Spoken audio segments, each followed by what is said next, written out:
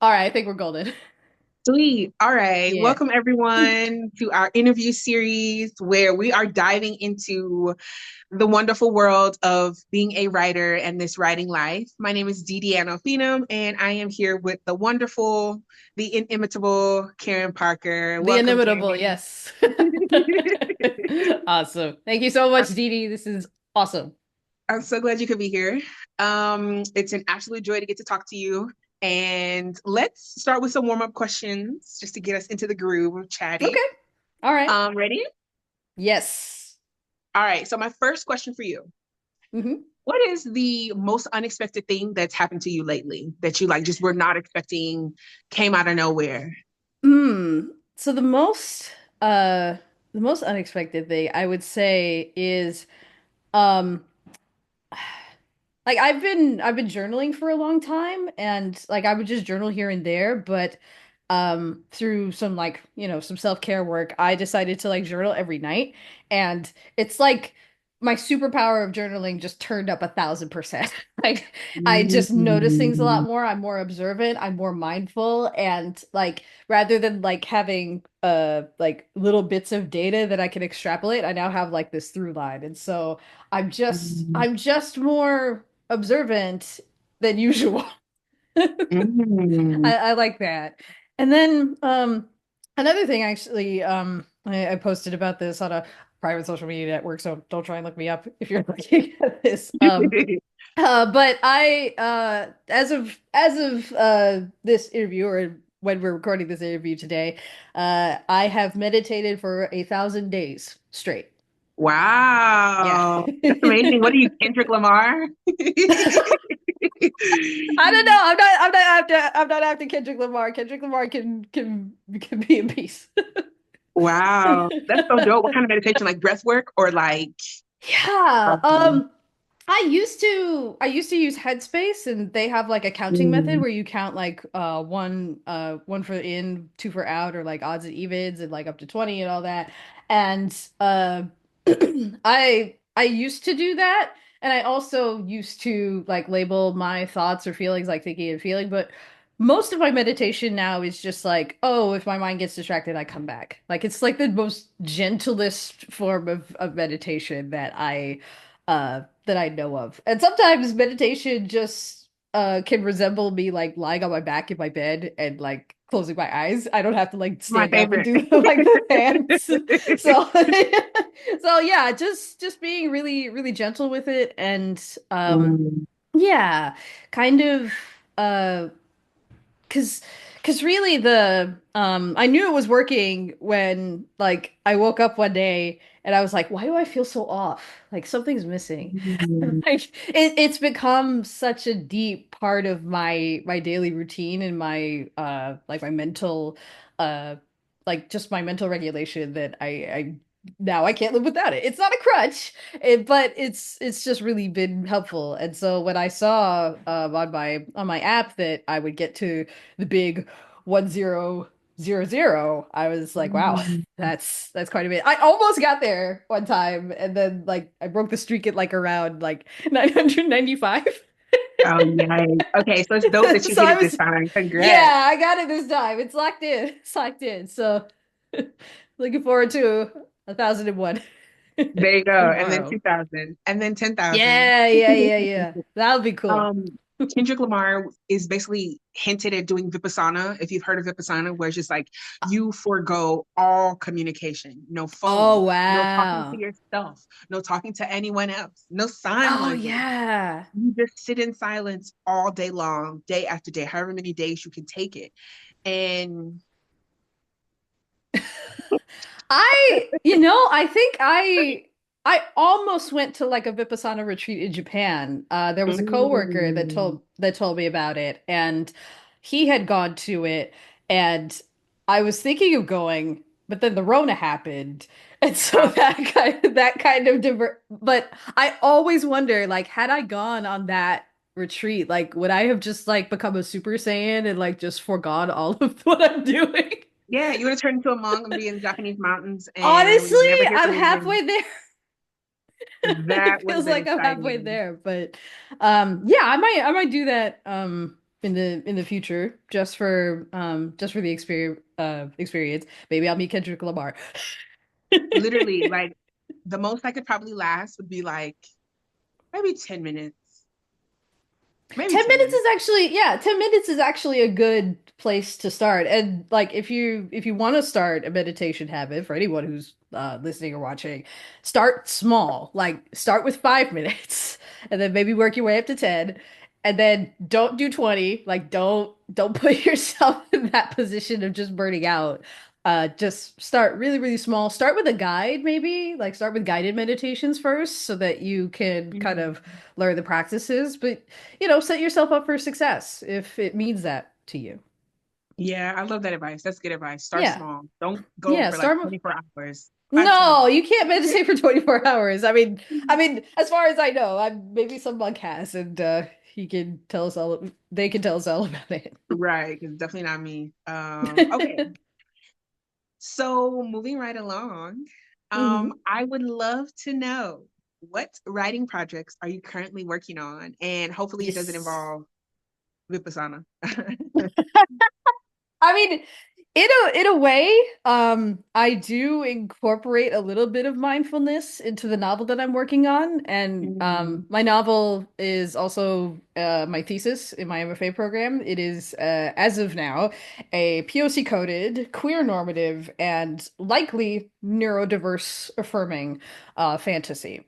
And mm, in like in the drafts in like the latest drafts that I wrote, I did have my characters basically uh live on an atoll and do walking meditations, or there was reference to it, and there were, you mm, know, one of my characters is like, I've meditated like every day. I've looked at all these flowers and like nothing is changing. And so the character was mm. just expressing like massive frustration at, you know, not getting with the program, even though they wanted to get with the program.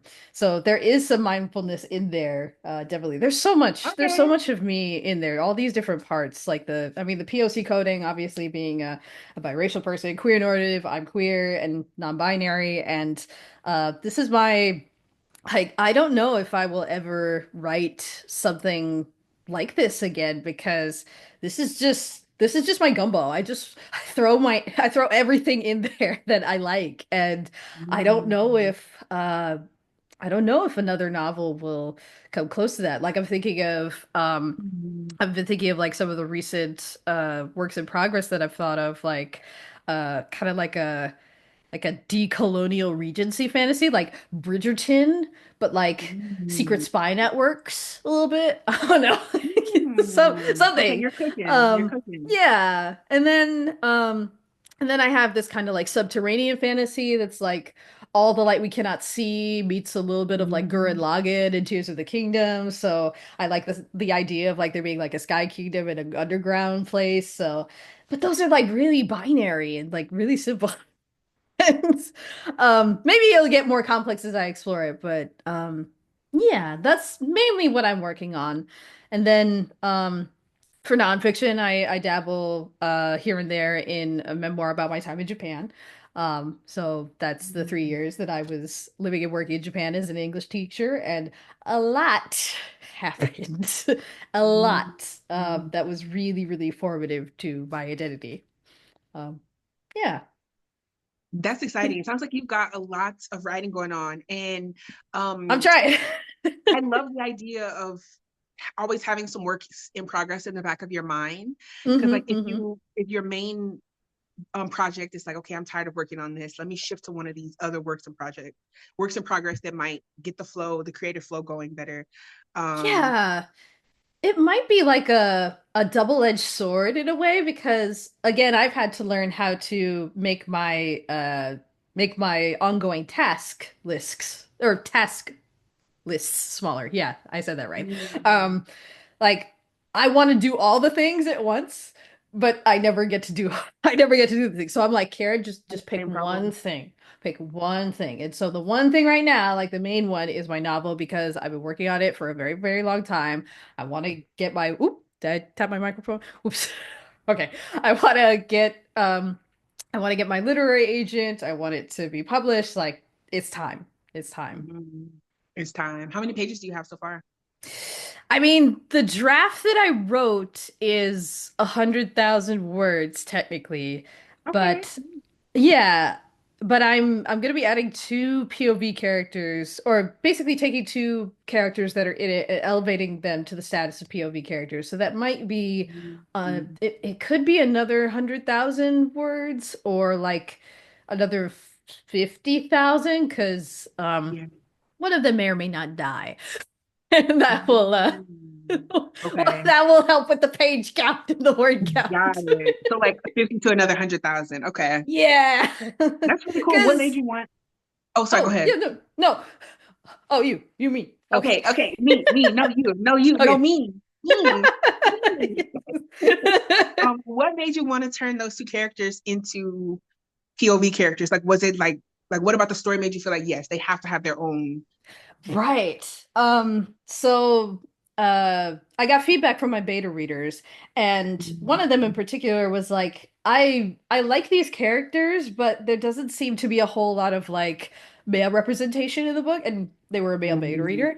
And I was like, okay, that makes sense. And also, I noticed that at the end of the book, this one particular character it supposedly has importance, but he shows up like really, really late in the story. And so most of the Mhm. time when I'm like for this novel in general, like I've had to write it like with one POV character, and then I realized that she gets a love interest. And so I've had to go back and put that love interest in. And so now I'm at the Mhm. point where it's like round three, and I'm like, oh, this other guy has to come in, and so I have to come back with that. But as I'm thinking Mhm. about that, I'm realizing, oh, there's that other character that I should bring in just to serve as his foil. Because Mhm. what I think I do really well, that's a wreck, is create foils. So that I love Grumpy Sunshine. I love enemies to lovers. I love opposites and dualities and seemingly contradictory things. And so for these two new POV characters, I wanted to explore like someone who is struggling to be like a masculine paragon in his society and someone who's like doesn't even have to try. And so Mhm. I wanted that to be the visible struggle. Um, kind of not quite like Gaston, but yeah, Mhm. I in this again, this is like the not the jumbo, the jambalaya book where I'm just throwing everything in. It's gonna I want to talk about race, I want to talk about gender, I want to talk about neurodiversity, I want to talk about sexuality, and so all of that's just kind of mixing together. Yeah, so I love gumbo. So Yeah, the idea I of said just jumbo. like throwing jambalaya and gumbo, I love it all. Give it Yes. all in one big bowl. So I love that idea of like adding in all those different elements and seeing how they work, and then also being flexible enough to adjust when you see like, okay, this needs something else. This needs someone. Yeah. Yeah, I don't know if I need another POV character. I hope I don't. I don't want this to turn into like, Game of Thrones where there's like 12 POV characters. I don't think it needs it. But Yeah. that's gonna be a conversation with my agent or future editor, because Mm. I'm at the stage where I don't want to get caught in the trap of like writing a novel, sending it to my beta readers, revising it, saying it to them again. Like I want my feedback to be thank you for sending us this novel script, unfortunately, or thank you for sending this novel script. We'd love to see the rest of it. That's the Yeah. kind of level of feedback I want right now. Yeah, exactly. And then you mentioned that this novel was a part of your MFA thesis. So That's right. speaking of, you just finished in June. Yes. How are you wielding that MFA? How is it like coming to play into your life on a daily basis now that you've graduated? Oh, so validating and so like affirming of to have that degree. And just recently I became a certified fiction book coach with Author Accelerator. So I'm just getting it. I'm just getting the bag. Like I'm Yeah, just that is so going for it. cool. But yeah, having the MFA really helps like in the freelance realm to kind of say like I can do developmental edits. I have an academic understanding of storytelling. I don't just, read books and tell you what's wrong with them. I work with you in terms of how maybe you could fix them or what the intent for your story is. And, I Mhm. did the work. I put the work in. And this MFA in particular, I am really grateful for because it gave me the time to just write. Um, it gave me the time to see that I had some bad habits that weren't breaking as easily. Like you would not believe like the very paltry like first draft that I wrote of this novel. Like it's so different from what what I have now because the MFA program really taught me to write slow. And it it's a it's a hard balance sometimes because you want to write fast, you want to write like immediately, but in fantasy you have to be able to so not all the time depending on what you're writing, but for in this case for my story, I had to learn how to sit the reader down and say, okay, this is the world, these are the people, these are these are the rules of the world that I have. And I had to be like, I had to stuff down my impatience a little bit, and I had to, put my ego in check, in order to do that. But it was worth it. It was worth it because finally I could let the world expand. And what's really cool is that a lot of stuff from older drafts that I had written of the novel are coming back because I had given myself that space. Like before, I was doing myself in because I was putting it so small, but now I'm like, oh, I can bring that back in, and I've widened that bucket. Mm. Yeah, that's been the good part. That is really cool, especially with this idea of like you don't have to be like we're creators, right? Like we don't have to be stuck. We don't have to limit ourselves. Even Hmm. like writing itself is such an egotistical thing, right? But I love that you said like we have to check our egos because like Yes. okay, no one's asking us for this. Okay, maybe they are, maybe our fans are, but like no one's like standing over us, right, right, you must write. Like no one's doing that. So it's in a Yeah, way it is a very egotistical process, but this idea of keeping your ego in check as you're writing. I love that you said that. You want to say more? yeah. And I just remembered, excuse me. I just remembered that, um, like my mantra right now for like storytelling is like the story, like it's it's very ironic because for a while I was like, I want this story to be like this. I want it to be like, Jemison, watch out.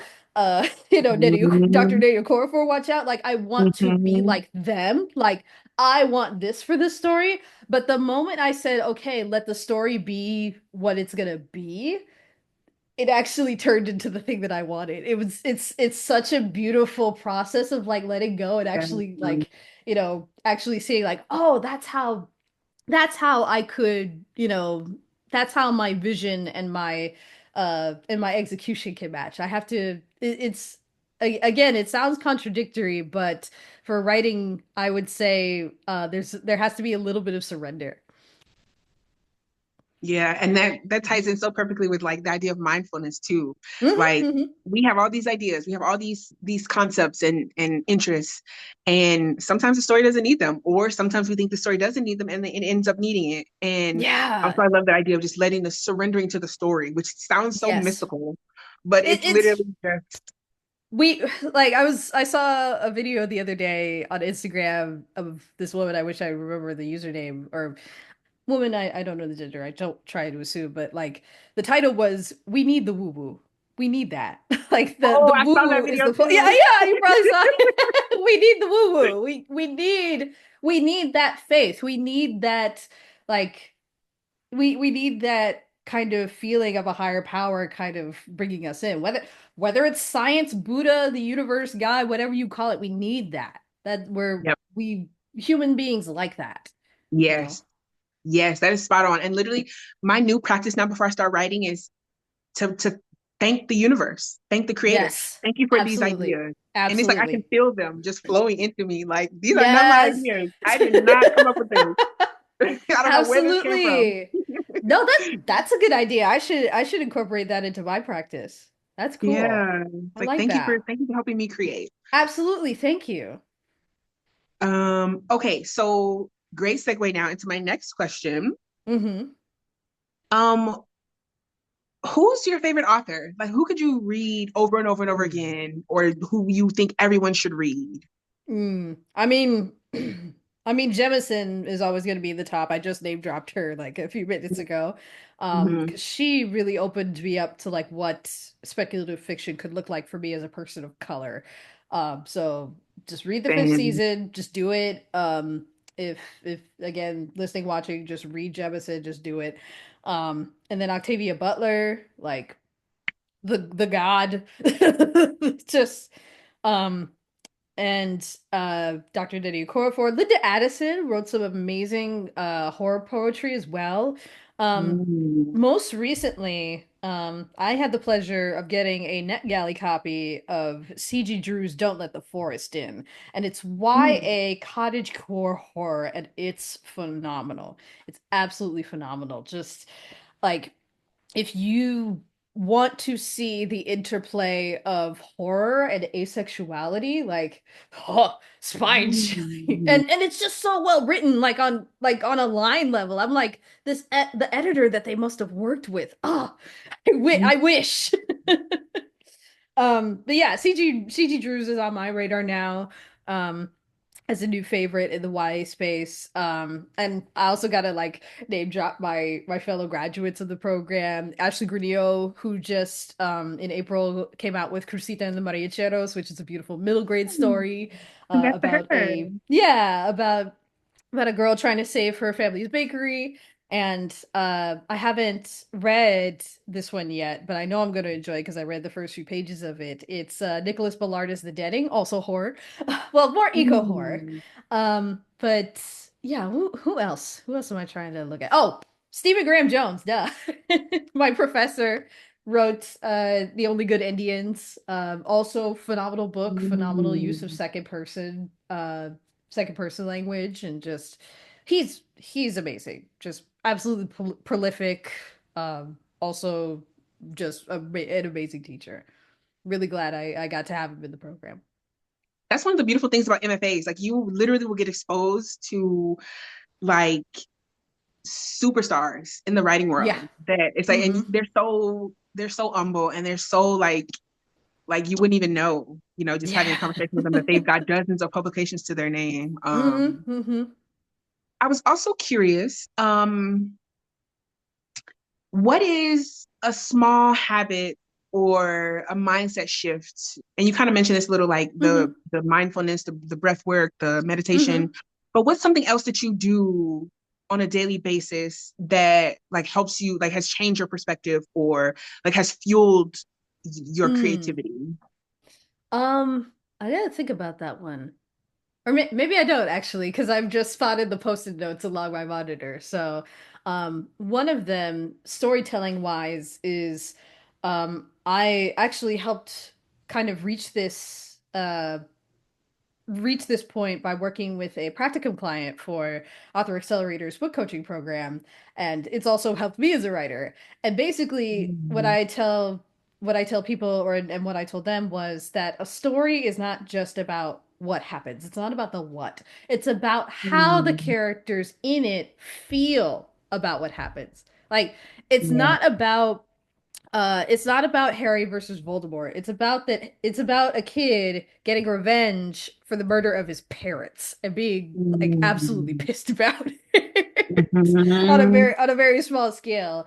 You know, it's not about for the Hunger Games, it's not about the spectacle of the reaping. It's about a big sister like coming in to save her little sister from this terrible, terrible Mhm. thing. Like it's the emotion about it. And I kind of knew that from Octavia Butler, who would always write, got to make them feel on like on those big old post-it notes or those big old notes. But to actually like articulate it for that client and also for me, that really helped mindset wise for my storytelling. But personally, Yeah, I have like the other post-it notes I have are like gloves off, like just go all in, like don't act cute, don't like be like, well, I want to do third person, like omniscient, plural, like no, just tell the Mm, story. Like go all in, don't worry about don't worry about what anybody else thinks.